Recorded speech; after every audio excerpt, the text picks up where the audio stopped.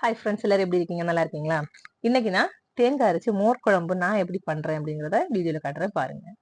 தேவையான பொருட்கள் என்னெல்லாம்னா தேங்காய், சின்ன உள்ளி, ஜீரகம், மஞ்சள் பொடி. சிலவங்க பூடும் வைப்பாங்க. ஆனா சாதா சின்ன உள்ளி வச்சா அதை விட டேஸ்டா இருக்கும். இதை இப்ப மிக்சி ஜார்ல மாத்தி நல்லா அரைச்சு எடுத்துக்கோங்க. சரியா? தேங்காவை ஆட் பண்ணியிருக்கேன், சின்ன உள்ளி, ஜீரகம், மஞ்சள் பொடி. சில பேர் அதுல வத்தல் பொடி சேர்த்து அரைப்பாங்க. சரி, ஒவ்வொருத்தங்க ஒவ்வொரு இதுல வைப்பாங்க. நான் இப்படிதான் மோர் குழம்பு வைப்பேன். இதை இப்போ அரைச்சு எடுத்துருவோம். இப்போ தாளிக்கிறதுக்கான பொருட்களை பாருங்க. வத்தல் மிளகா வச்சிருக்கேன், பச்சை மிளகா, இஞ்சி, பூடு, கருவேப்பிலை. இதை வந்து சின்ன சின்னதா கட் பண்ணி எடுத்துக்கோங்க. இப்போ வானொலி அடுப்புல வச்சாச்சு. எண்ணெயை ஊத்துங்க, கடுகு போடுங்க. அதுக்கு பிறகு பாத்தீங்கன்னா கொஞ்சமா வெந்தயம் போடுங்க. சரியா? மோர் குழம்புக்கு எப்பவுமே கொஞ்சம் வெந்தயம் போடுறது ரொம்ப நல்லது. அதுக்கப்புறம் நம்ம பூடு இருக்குல்ல, பூடை குட்டி குட்டியா கட் பண்ணி வச்சிருக்கோம். அதை அதுல ஆட் பண்ணி அதை வதக்கி விட்டுருவோம். அப்புறமா பாத்தீங்கன்னா இஞ்சியையும் குட்டி குட்டி பீஸா கட் பண்ணி வச்சிருக்கிறேன். அப்புறம் பச்சை மிளகா இருக்குல்ல, 2 பச்சை மிளகா இருக்கு, அது நீளமா கட் பண்ணி வச்சிருக்கேன். அதையும் ஆட் பண்ணிக்கோங்க, ஏன்னா காரம் வேணும்ல. அதுக்கப்புறம் பாத்தீங்கன்னா அது நல்லா கொஞ்சம் வதக்கி விட்டுருங்க. இப்போ கருவேப்பிலை ஆட் பண்றேன். கருவேப்பிலை ஆட் பண்ணிட்டு வத்தல் மிளகா 2 எடுத்து வச்சிருக்கேன் பாருங்க, அதையும் ஆட் பண்ணிக்கோங்க. உங்களுக்கு காரத்திற்கு ஏற்ப வத்தல் மிளகும் பச்சை மிளகும் ஆட் பண்ணிக்கோங்க. சரியா?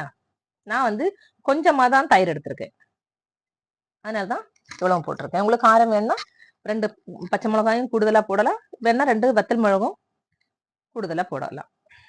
இப்ப நல்லா வதக்கி விட்டுருங்க. வதக்கி விட்டு நம்ம அரைச்சு வச்சிருக்கோம் பாத்தீங்களா, தேங்காய், உள்ளி, ஜீரகம், மஞ்சள் பொடி, அந்த இதை இதுல ஊத்திடுங்க.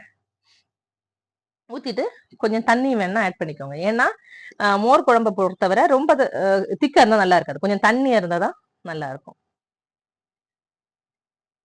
இனி கொஞ்சம் தண்ணி ஆட் பண்ணிட்டு கொஞ்சம் உப்பை இதுல ஆட் பண்ணிக்கோங்க.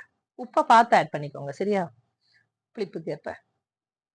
அத மாதிரி இந்த மோர் குழம்பு நீங்க பண்றீங்கன்னா கண்டிப்பா நல்ல புளிப்பான தயிர் தான் இருக்கணும். சரியா? இப்போ உப்பு ஆட் பண்ணியாச்சு, நல்ல புளிப்பா இருக்கணுங்க, அப்பதான் மோர் குழம்புக்கு நல்லா இருக்கும். இதை வந்து எப்பவுமே கொதிக்க விட்டுறாதீங்க. சரியா? கொஞ்சம் அப்படி கலக்கி கொடுத்து, கொதிக்க விடாம கலக்கி விட்டுட்டே வாங்க. நிறைய பேர் என்ன பண்ணுவாங்கன்னா இந்த அரைச்சு வச்சிருக்கோம் பாத்தீங்களா, இது கூட தயிரை ஆட் பண்ணி அப்படி அடுப்புல வச்சு இந்த லைட் அப்படி கிண்டி கொடுப்பாங்க. சம்டைம் என்ன ஆகும்னா கொதிச்சுட்டுனா அந்த தயிர் தெரிஞ்சிரும். சரியா? துருதுருன்னு ஆயிரும். அதனாலதான் இப்படி பண்ணோம்னா தயிர் வந்து தெரிஞ்சிடாது, துருதுருன்னு ஆகாது, டேஸ்டும் நல்லா இருக்கும். நல்லா கிண்டி கொடுத்துருங்க, கொதிக்க விடாம கிண்டி கொடுக்கணும்.